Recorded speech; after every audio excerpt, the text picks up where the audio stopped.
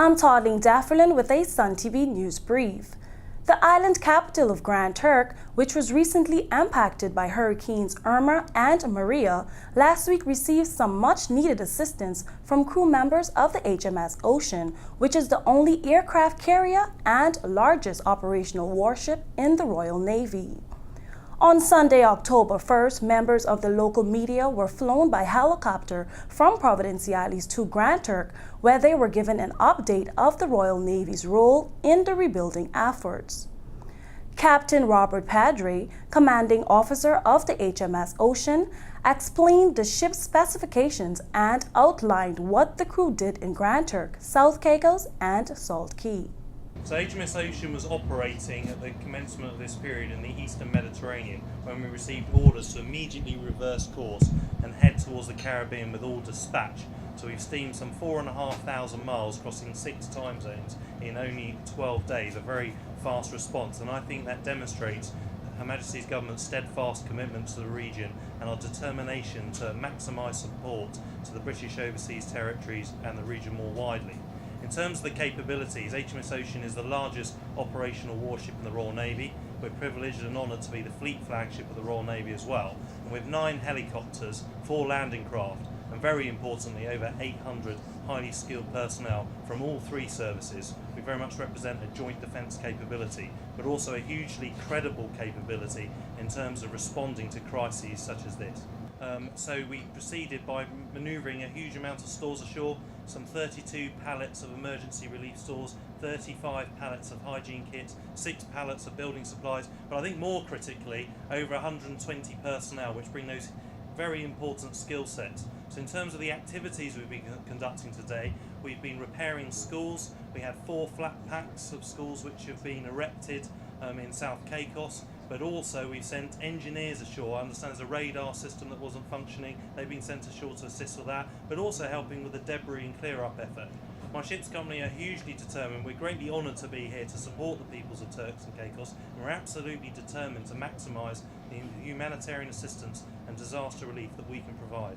Governor His Excellency Dr. John Freeman said he was very impressed with the efforts of the Royal Navy crew, adding that it highlighted the UK's commitment to the Turks and Caicos Islands. These hurricanes have been an enormous challenge in this part of the world, have caused great hurt and harm, and all of us think of those who have been hurt as well as those who've lost buildings and homes, as people here in these islands have. We have been enormously impressed by the readiness of the United Kingdom in recognition of this wider UK family to which you made reference, and as our ministers have made reference, this wider UK family to whom we have responsibilities and mutualities. And what we've been here for is to help these islands themselves be resilient. We're here to help these islands, to help the Turks and Caicos government and the people of these islands to lift off from this challenge, to assist. And they are in the lead. They are turning that country around, and we are helping them. And that's what we want to do. And when the military effort and the effort of the Department for International Development and others moves on, everyone here will be the stronger for having had that assistance. It's their country, and they'll be stronger on it. But thank you very much indeed for everything you've done and go on doing. Deputy Governor Her Excellency Anya also spoke highly of the Royal Navy and said their efforts were greatly appreciated by the residents of the affected islands. We are grateful for the timeline that we were able to quickly mobilize resources into the Turks and Caicos. Having the military here for the last 3 weeks has greatly assisted.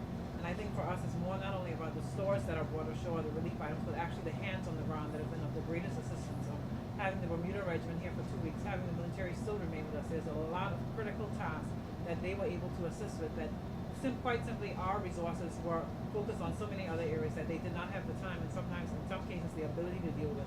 And so having those hands on the ground has been a great assistance to us, but it also has demonstrated to people in the Turks and Caicos Islands the presence of having the UK here in the Turks and Caicos Islands to assist us. And I think that that is something that all residents truly appreciate. They assisted from the beginning with providing the immediate resources that were needed. They've carried out various repairs in Grand Turk, customs, warehouse fencing, the clearing of debris at Eliza Simon's Primary, repair works to the land registry and government compound, clearing of debris, they've just been of great assistance throughout the entire time that they've been there. And they've also provided assistance to every other island as well. It's not been specific to Grand Turk. It's also been to South Caicos, to Salt Cay, to Providenciales. Just this morning they were dropping equipment into Middle Caicos and South Caicos to get Radio Turks and Caicos up and running. So the military has just been a resource to the entire Turks and Caicos. Premier Honorable Charlene Cartwright Robinson told reporters she was extremely grateful for the support the Turks and Caicos Islands received from the UK, the Caribbean, and countries in the Commonwealth.